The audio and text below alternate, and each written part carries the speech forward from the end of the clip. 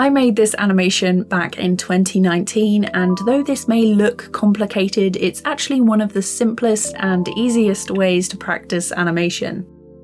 I've continued to use this pretty often, and here's a more recent version of this exercise that I'll show you how to do yourself. You can download this animation and others to practice with in the description. But first, let's start simple. I'll be using TVPaint 11 Pro, but you can use whatever animation program you like. Open your program and create a blank canvas. Mine is 1920 by 1080 and is set to 24 frames per second. I'll be animating most of this on 2s, which just means each drawing will last for 2 frames. Pick any brush you want, and on the first frame in your timeline, draw a circle. Move to the next frame and add another in any direction you like. You can use the onion skin to see the placement of drawings, or flip back and forth between frames to help you decide where the next will be. Drawings that are spaced at an equal distance appear to travel at the same speed.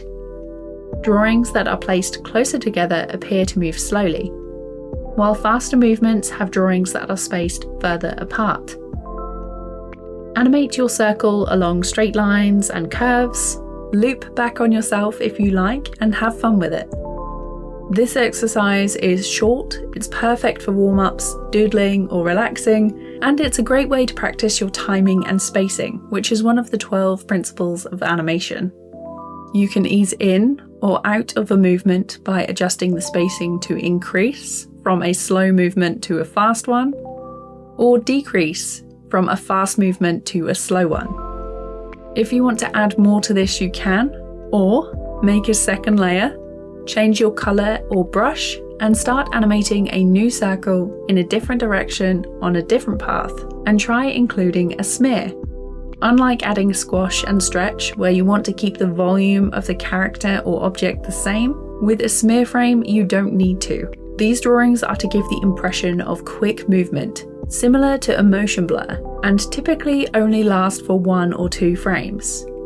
There are several different ways to animate a smear, which I'll go over in another video.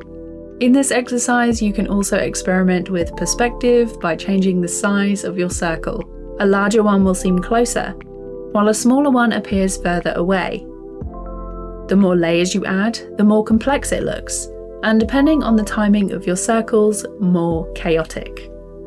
Now I'll show you how I got from this to this.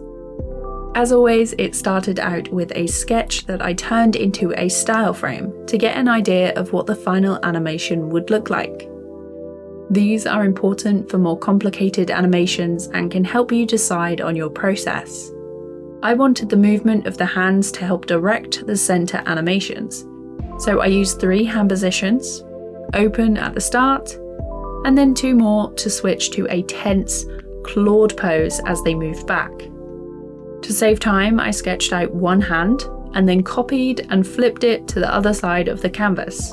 And instead of redrawing the hands for each frame they moved, I copied and used the Move tool to position them instead. I played the animation through and adjusted until I liked the timing. I then copied the frames again in reverse to create a looping animation. With the roughs complete, it was time to line it. I added a black background and went over the hands with a white line, copying and pasting the frames where needed. On frames that were held, I created a boiling line effect by redrawing the held frame twice more, and copying and pasting them until it reached the next pose. Like before, I duplicated the hand I'd lined, then flipped the layer and repositioned it above the rough animation of the other hand to save time. I then used a white circular brush in different sizes to build up the center animations, adding more as I went along. To start with, most of the circles were on their own layers, so I could add effects to them individually, but there were a few where the circles were smaller and I added more. In TVPaint, I used the FX stack to add a glow to the animation, using colour to make it look more interesting. If your software doesn't have the glow effect, you can simply duplicate your circle animation layers, and on the copies beneath the main ones, change the colour by locking the opacity, and filling in the circles. If you then unlock the opacity and apply a blur to that layer, this should give you a similar effect to what I have here. You can challenge yourself to animate different shapes in rotation, or have them switch between two in a loop, and build on what you have until you get the look you want. Using clipping masks or locking the opacity of layers to add texture is another way to add detail to your animations. For this one, I'm using a texture brush that I made myself. As always, I hope this video helped and you had fun with it. Be sure to download the animations through the link in the description if you want to give this a go yourself. Subscribe if you want to see more videos from me, and I'll be back with another one real soon. Bye!